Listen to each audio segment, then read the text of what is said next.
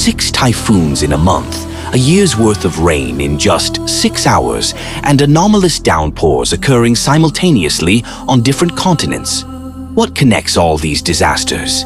The answer lies where few think to look, in the depths of the world's oceans.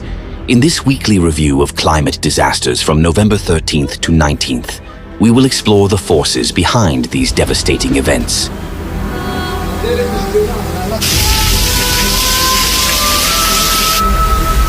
Spain.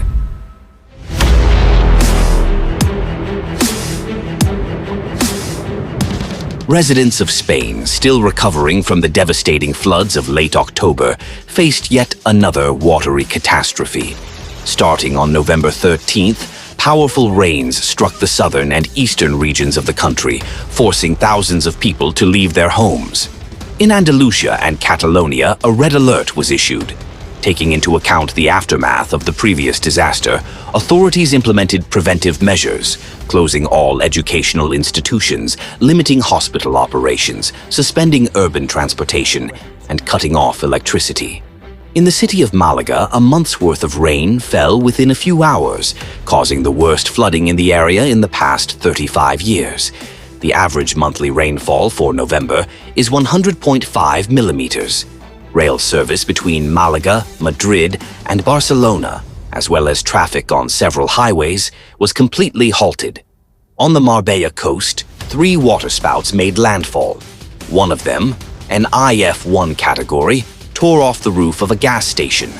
In the city of Denia, located in the Alicante province, wind gusts reached 84 kilometers per hour. Waves up to 4 meters high were recorded on the beaches.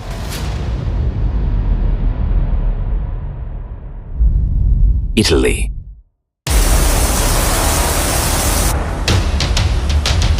From November 12th to 13th, torrential rains hit the Italian island of Sicily. The downpours led to widespread flooding and significant infrastructure damage in Catania and surrounding areas. Water inundated residential buildings and underground passages, forcing schools in the city to suspend operations. Powerful floods swept numerous vehicles into the sea. Some cars were carried dozens of meters toward cliffs, while others ended up buried under layers of mud and debris. In the city of Licata, 53 millimeters of rain fell in just a few minutes, creating dire conditions, particularly for those on the ground floors of buildings. Traffic was severely disrupted. In Mascali and Acireale, the rains triggered landslides. In the commune of Giar, 400 millimeters of rain fell within 6 hours, almost equivalent to the region's average annual rainfall. Over 10 days, the area recorded an astonishing 1,000 liters of water per square meter, setting a historic record for the region.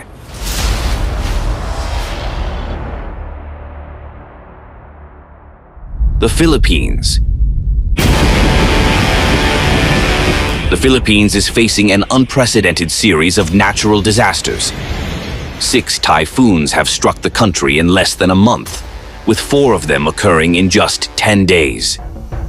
These tragic events have resulted in the deaths of at least 171 people and caused severe economic damage. Super Typhoon Usagi.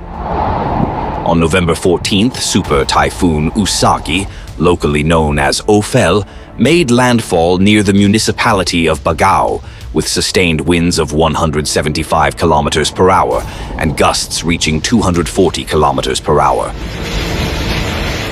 The typhoon downed power lines, flooded villages, and left thousands homeless.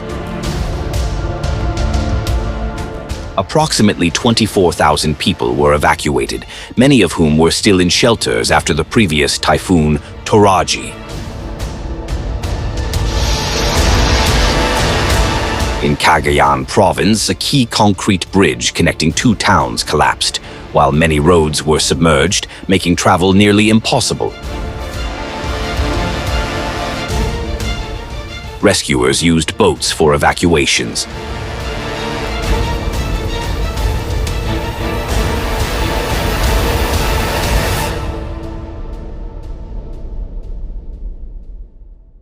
Super Typhoon Man-I.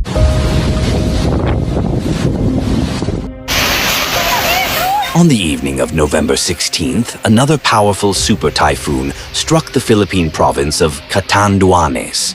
Man-I, locally known as Pepito, brought wind gusts reaching 325 kilometers per hour, accompanied by deafening howls. Coastal areas were inundated by waves as high as 7 meters. More than 750,000 people sought refuge in churches, shopping malls, and other temporary shelters. The entire province lost power, with local authorities estimating months of work to restore the electrical grid. The next day, the typhoon hit the municipality of Dipaculao in Aurora Province, with wind speeds reaching 185 kilometers per hour and gusts up to 305 kilometers per hour. In Ambaguio, a landslide claimed the lives of 7 people, with searches for 3 missing individuals ongoing. In Iligan City, approximately 500 homes were flooded, many almost entirely submerged. In Camarines Norte Province, an elderly man tragically died after his motorcycle struck a fallen power line. More than 100 towns were left without electricity, and around 8,000 homes across the country were either destroyed or damaged. Thousands of people faced challenges as airports temporarily ceased operations, inter-island ferry services were suspended, and cargo transportation was disrupted. The Philippine agricultural sector suffered heavy losses following these destructive natural disasters. Damage to rice fields may force the country to increase imports of rice, a staple food for the local population. Singapore. On November 16th, flood warnings were issued in 10 localities across Singapore. The northwest of the country was hit hardest. More than 108 millimeters of rain fell within 2 hours, marking the highest daily rainfall in the past 46 years. The heavy rains triggered sudden flooding near King Albert Park MRT station. The Bukit Timah Road was also severely affected, becoming completely submerged. Against the backdrop of typhoons and floods in other countries, this event might seem less severe. However, it's important to note that Singapore ranks among the top 5 countries with the lowest scores on the World Risk Index, thanks to its advantageous geographical location, preparedness, and resilient infrastructure. Nevertheless, record-breaking rainfall highlights that intensifying natural disasters are increasingly exposing vulnerabilities, even in regions previously considered safe. Tropical storm Sara. Tropical storm Sara made landfall on the border between Honduras and Nicaragua during the night of November 14th to 15th, claiming the lives of at least 4 people. Due to its slow movement, the storm unleashed an enormous amount of rainfall, leading to widespread flooding in 15 out of 18 departments of Honduras. In the capital, Tegucigalpa, a river overflowed its banks, rising by 4 meters. This led to the closure of bridges and the evacuation of hundreds of residents. Honduras's Caribbean region was particularly hard hit. Roads, bridges, and aqueducts were destroyed, isolating 209 settlements.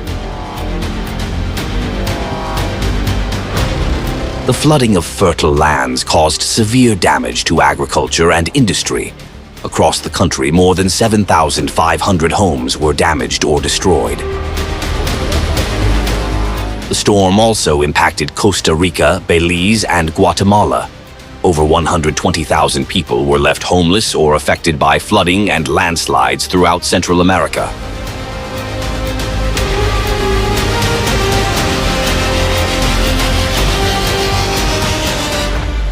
The Atlantic hurricane season typically ends in November. Usually, no more than 1 tropical storm forms in November, with powerful hurricanes occurring only once every 5 years. However, in just 20 days this November, 2 destructive events occurred: a tropical storm and a Category 3 hurricane.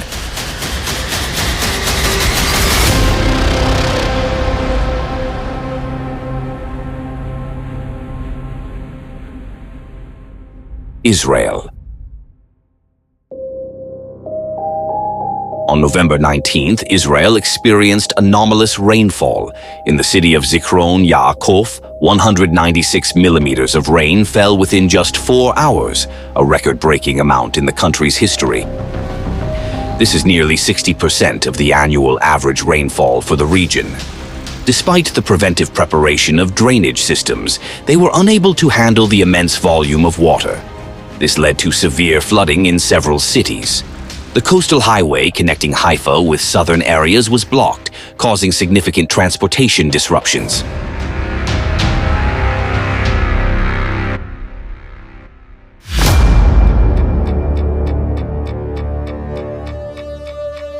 It is no secret that the overheating of the world ocean has become the primary cause of anomalous precipitation, unprecedentedly powerful tropical cyclones, and their unusual behavior. In 2023, the ocean's surface temperature reached record levels, and 2024 is already showing even higher figures.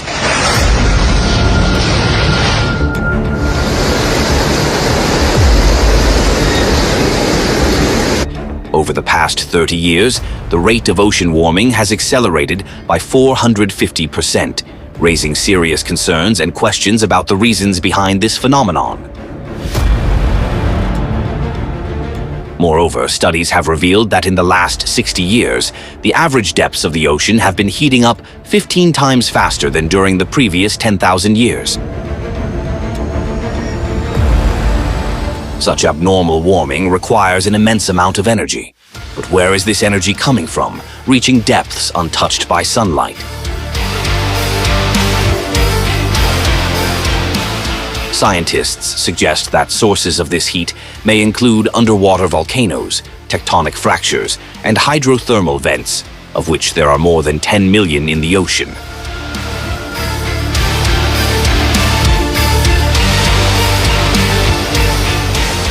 Another significant threat is the pollution of the ocean with plastic waste. The size of plastic islands is now comparable to the combined area of the United States and Australia.